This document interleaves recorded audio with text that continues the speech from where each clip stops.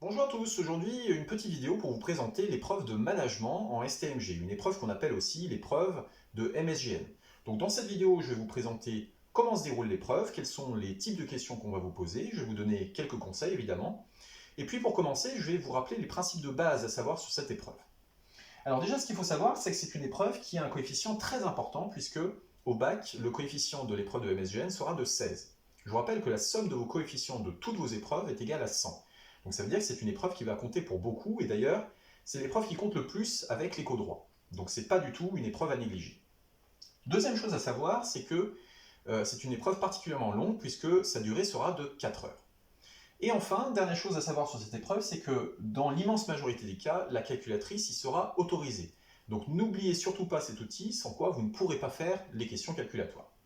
Voilà, donc sans plus attendre, voyons un exemple de sujet de management pour que vous ayez une idée des questions qu'on va vous poser. Voilà, donc déjà pour commencer, évidemment, on vous donne une page de garde dans laquelle on rappelle tous les principes que je viens de vous évoquer. Et puis après, on vous présente une liste des annexes pardon, qui vont vous être présentées. Donc vous voyez que il y a quand même beaucoup de documents qui vont être à exploiter. Donc c'est pour ça que c'est une épreuve qui est très longue. Petite remarque, en fait, l'épreuve est notée sur 100, après la note évidemment sera ramenée sur 20. Et vous voyez que, elle est composée de trois dossiers qui chacun valent à peu près une trentaine de points, hein. Donc tous les dossiers sont à peu près équivalents. Ensuite, maintenant on va rentrer dans le vif du sujet. Donc avant qu'on vous pose les questions, vous avez une petite page introductive qui vous présente l'entreprise. Je vous conseille très fortement de la lire en premier, comme ça vous permet de vous imprégner du contexte. Ça vous permet de comprendre ce sur quoi va porter le dossier. Donc, en fait, il faut savoir que cette épreuve, elle porte sur une entreprise à chaque fois, hein. Donc, on va vous parler d'une entreprise, on va vous parler de ses problèmes, et puis donc de ce qu'on va pouvoir faire pour résoudre ces problèmes. Et donc, cette petite page introductive, elle va vous permettre de comprendre ce qui se passe dans cette entreprise et aussi de comprendre ce que fait cette entreprise. Et puis, on vous présente aussi en fait une problématique globale à la fin de cette page introductive qui vous permet de comprendre quelle va être l'interrogation principale tout au long des questions.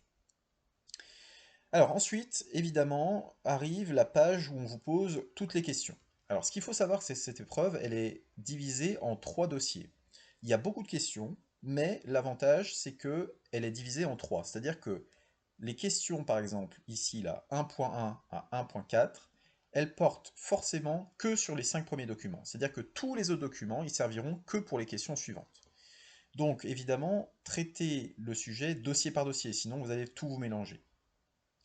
Donc, vous voyez que vous avez à peu près 5 questions par dossier. Ces questions-là, évidemment, elles commencent toujours par un verbe directeur, hein, comme dans l'épreuve d'éco-droit. Donc, évidemment, lisez bien le verbe directeur pour savoir ce qu'on attend de vous.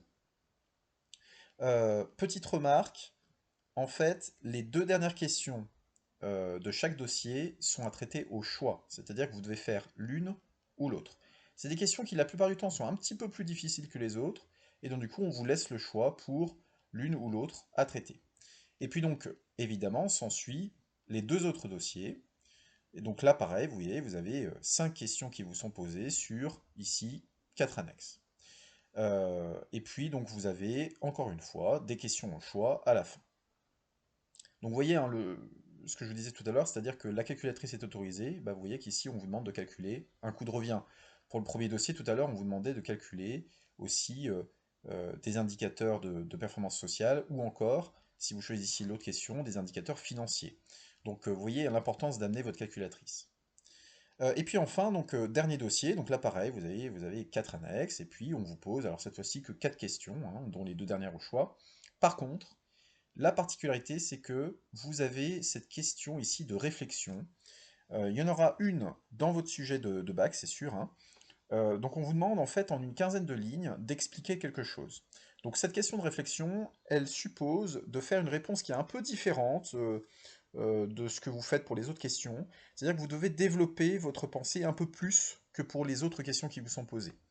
Donc sachez que vous aurez cette question qui vous sera posée, hein, dans laquelle vous devrez répondre en une quinzaine de lignes, de préférence de manière structurée, c'est-à-dire essayer de faire deux parties pour argumenter votre réponse.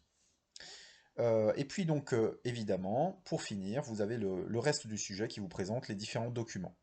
Alors ce que je vous conseille de faire, comme pour l'éco-droit, c'est vous lisez d'abord les questions plutôt que de vous lancer dans la lecture des documents. Lisez d'abord les questions, comme ça vous savez ce qu'on attend de vous, vous savez quelles informations il faut que vous repériez, et comme ça votre lecture sera beaucoup plus active au niveau de la lecture des documents. Dernière chose, comme je vous l'ai dit tout à l'heure, vous voyez que le sujet est très long, il y a beaucoup d'annexes, donc du coup, il faut vraiment que vous respectiez cette lecture par dossier. Hein, je vous rappelle que les questions, elles ne portent que sur un dossier en particulier, c'est-à-dire à peu près 4 ou 5 documents. Donc, faites ça étape par étape. Je veux dire par là, ne lisez pas les documents 6 à 12 euh, tant que vous n'avez pas fini les premières questions. Parce que sinon, vous allez tout vous mélanger dans votre tête. Il y a tellement de documents que vous allez tout mélanger les informations. Donc, faites ça vraiment dossier par dossier pour avoir les idées bien claires. Voilà, j'espère que cette vidéo vous aura aidé à mieux comprendre ce qu'on attend de vous lors de l'épreuve de management. Je vous souhaite un bon courage pour les épreuves du bac et évidemment une très belle réussite. Merci.